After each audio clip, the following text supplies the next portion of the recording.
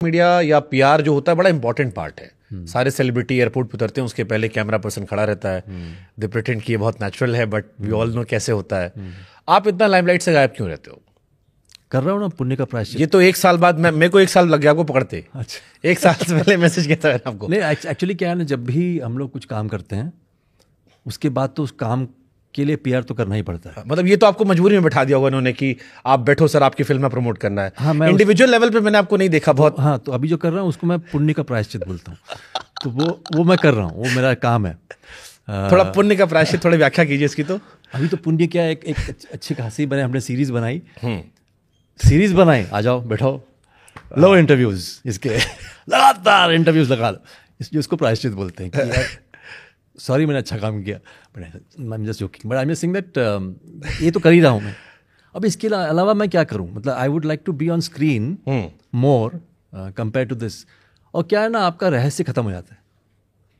आप जितना पब्लिकली रहोगे तो आपका पता नहीं, आप जिस व्यवसाय में हो, जितना आपका what is the job of an actor, अगर क्लीन शीट ना हो उसके पास तो वो ड्रॉ कैसे करेगा? आपके प्रति अगर कोई बायस हो ही गया ऑलरेडी, तो जब आपको आप किरदार बनाने की कोशिश कर रहे हो, हिम्मत सिंह कर रहा हूँ मैं for example, biasness as an, मतलब पहले से मुझे उसके प्रति कुछ है क्योंकि उसने कुछ बोल दिया, which means you have spoiled the canvas for you as an actor. तो एक्टर का काम है कि एक जितना क्लीन शीट हो उतनी आसानी होगी एक किरदार को बनाने में। लेकिन वो किरदार का कलर अगर कुछ हो गया, मतलब ब्लू हो गया ऑलरेडी, तो आपको पहले वो ब्लू मिटाना पड़ेगा, तब तक वो स्क्रीन टाइम खत्म हो जाएगा। Because audiences come in with a feeling that इसको तो ना यार मैं पसंद नहीं करता। क्यों? Not because he is a bad actor, because he said something, समझ रहे हो? So you already had this thing in his head. अब उसको निकाल के नया किरदार बनाना बड़ा मुश्किल हो जाता है। तो it's the job of an actor to as far as possible keep it clean, so that वो he can sculpt whatever character he wants to without having any bias, predetermined bias about him as an actor.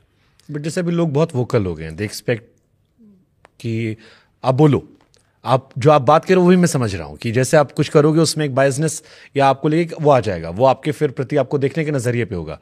तो ये परेशान करता है as an actor. It's not good, because आप अपने स्वधर्म से एक तरह से धोखा दे रहे हो। बिकॉज आपका स्वधर्म है कि आपको सिर्फ किरदार पेश करने हैं। हाँ, आपका कोई मायने नहीं है। It is Himmat Singh which is important that you have portrayed, and Himmat Singh will live longer than K Menon, समझ लो। So you have to think that मरणोपरांत जो किरदार आप, that should be the way you should. आप इसलिए काम करते हो ना, आपका काम मरणोपरांत भी रहे। आप तो सीमित है, आप तो मर जाओगे, हम तो मर जाएंगे, आपका घर खत्म हो जाएगा, आपका गाड़ी खत्म हो जाएगा, सब कुछ, ये काम रह जाएगा। तो आप इसलिए काम करते हो। अब जब काम कर रहे हो, आप किसी को पेश कर रहे हो, ऑलरेडी आपने अपने लिए एक बायस क्रिएट किया है। अब ऑडियंस को आप दिखते हो, फिर हिम्मत सिंह दिखता है, और फिर वो गड़बड़ हो जाता है। I want them to just see Himmat Singh, not me. Why should I be in the picture? For the audience, that's my job as an audience.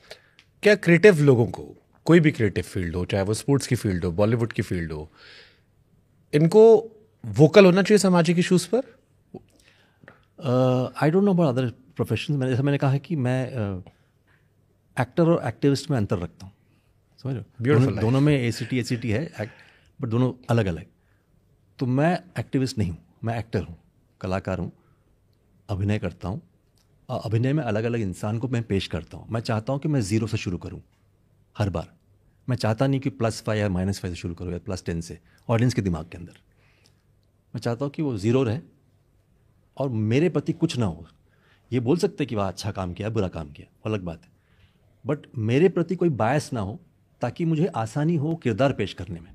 That's my whole point. There are many good actors who can not do that because they already doomed, है ना। आपने कुछ बोल दिया, कुछ कर दिया, आप खत्म। आपका a director and a writer has that facility. Director can be, he can say his voice, like जब he can have his own take, writers, directors, not the actor, according to me. हाँ, मतलब मैंने आमिर खान की फिल्मों की, अभी आमिर खान साहब अपना प्रमोशन कर रहे हैं, तो मैंने देखा कि उसमें उनकी फिल्म छोड़ के बाकी सारी बातें हो रही थी। हाँ, तो वो प्रॉब्लम हो जाती है ना, आपका नज़र हट गया उसकी उनकी फिल्म में। अब कितना भी अच्छा बना ले, वो कहीं ना कहीं लोगों को, तो मैं ये कह रहा हूँ कि as an actor it's very dangerous, because you are the one who is coming on screen जो डायरेक्टर्स हैं, राइटर्स हैं, वो पीछे रहते हैं। तो अगर आपको उनके प्रति जो भी बायस है, कलाकार जो पेश करता है ना, उसके प्रति बायस नहीं होना चाहिए, वरना आपकी फिल्म, आपका जो परफॉर्मेंस है उस पर इफेक्ट पड़ेगा। The not the actor but the effect of the performance on the audience, उस पर फर्क पड़ेगा। मैं इससे बहुत हद तक आपसे सहमत हूँ मैं, लेकिन इसमें एक लास्ट क्वेश्चन मैं रख लेता हूँ। लेकिन एक दबी जुबी आवाज़ में बहुत बार भी आता है कि जब चलिए एक रोज़मर्रा के इश्यूज़ हैं वहाँ पर आप बच जा नहीं देते, समझ में आता है, बट क्या कुछ कुछ इश्यूज़ पर वोकल होना भी ज़रूरी होता है? अगर उसके बोलने से आप कुछ बदल दोगे, हाँ, अलग बात है। I don't think that's gonna happen. ये बोलने के लिए बोलते हैं लोग, but nothing happens because you have said it. Okay, unless until you are in the position of power to change it, then you might as well उतर जाओ उसमें, ये सब छोड़ दो, उतर जाओ वहाँ पे, उसका असर दिखाओ। बोलने से क्या होगा? बोलने से कुछ नहीं होता। बोलने से एक टीआरपी बढ़ती है और एक मेम बनता है, मीम या जो भी है बनता है, और उसका प्रचार होता है कि इसने ऐसा बोल दिया, उसका उससे क्या फ़र्क पड़ेगा? उस पर जो चीज़ जिस पे आप बोल रहे हो, उसको उस चीज़ पे कोई फ़र्क नहीं पड़ने वाला, क्योंकि आप यहीं पे फेंस के इस तरफ बैठ के बोल रहे हो, उससे कुछ फ़र्क नहीं पड़ता। आप उतरिए ना उसके अंदर, आप जिस मुद्दे पे बोल रहे हो ये सब छोड़िए, फिर अभिनय घुस जाइए वहाँ पे। आपको प्रॉब्लम हो रही है ना, घुसिए, उसको ठीक करिए, जो भी जिस चीज़ के बारे में, that I can understand. Okay, ठीक है। यानी एक्टर्स को अपनी क्राफ्ट पर ज़्यादा फोकस रखना चाहिए, डायरेक्टर्स को थोड़ी लिबर्टी दे सकते हैं। डायरेक्टर्स राइटर्स को हैं, क्योंकि that's how it's been throughout in history ना। साहित्यकार लिखते हैं, ये करते हैं, बट एक्टर्स जो है वो परफॉर्मर्स है सामने। ठीक है। आपकी अपनी फेवरेट फिल्म कौन सी सर? फेवरेट तो यार मैं देखो, बट होता ना कि एक जैसे कोई मुझसे आपके बच्चे पूछे या कोई पूछे कि कोई नहीं जानता के मेनन कौन है, तो आपको बताना ये 3 फिल्में देख लो, तुम जान जाओगे के मेनन कौन है। ये मैं कह रहा हूँ, शेक्सपियर ने अंग्रेजी में बहुत अच्छी बात बोली, the eye sees not itself but by reflection. हाँ, मैं अपने आप को देख नहीं सकता, अपने रिफ्लेक्शन, आपकी आंखों से मैं अपने आप को देख सकता हूँ। तो परफॉर्मेंस का वही है कि मैंने तो कर दिया, वो मैं ही हूँ, मैंने अपने अंदर से किया हुआ है। अब मेरे अंदर इतनी नार्सिसिज्म नहीं है कि मैं बैठ के सराहूँ कि क्या ये मैंने परफॉर्म किया और ये ऑडियंस के ऊपर, वो आंखें जो बोलेगी वो उसके मेरे लिए मंजूर है। बट जैसे सर मैं क्रिकेट खेलता हूँ, कई बार अच्छी पारी खेल कर तो लगता है आई डिड समथिंग गुड, या कई बार अब अपने मन में आप कहते नहीं हो बट एक हल्की सी मुस्कुराहट, अच्छा काम किया मैंने।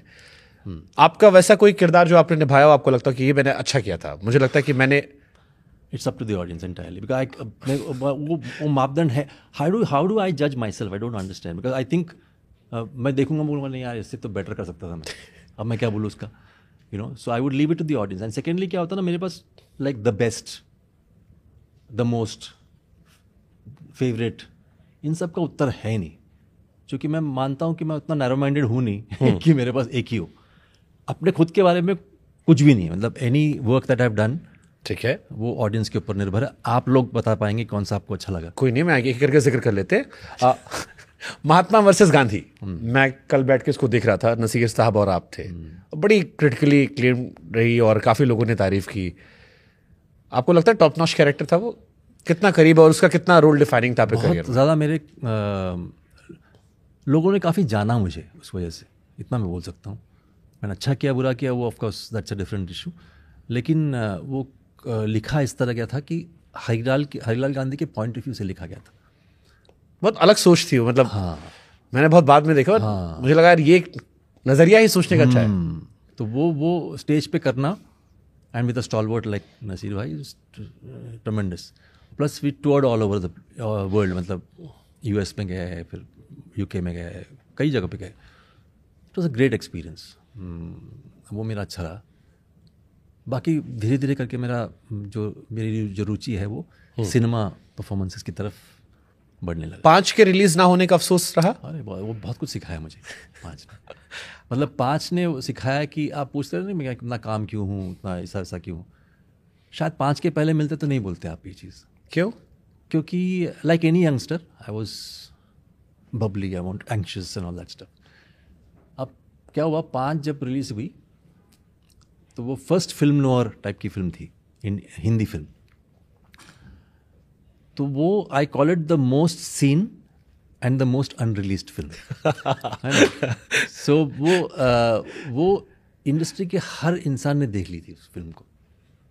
हर डायरेक्टर ने, हर एक्टर ने, सब ने वाहवाही की। उस वक्त मैं बहुत यंग था, तो मज़ा आ रहा था।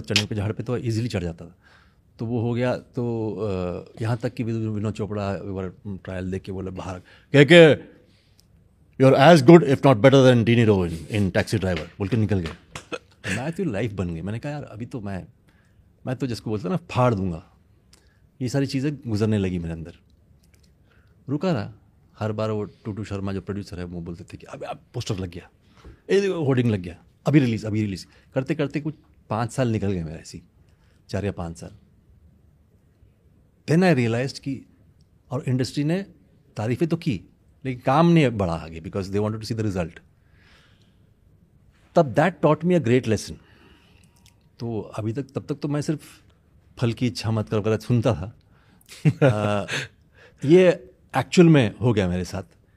तब मैंने रियलाइज़ किया कि मेरे को, मतलब मी एज अ पर्सन, जैसे एक्टर हूँ, मुझे उस जो भी मैं काम करता हूँ उसके साथ मैं अटैच नहीं करता हूँ अपने आप को। I am passionately dispassionate actor.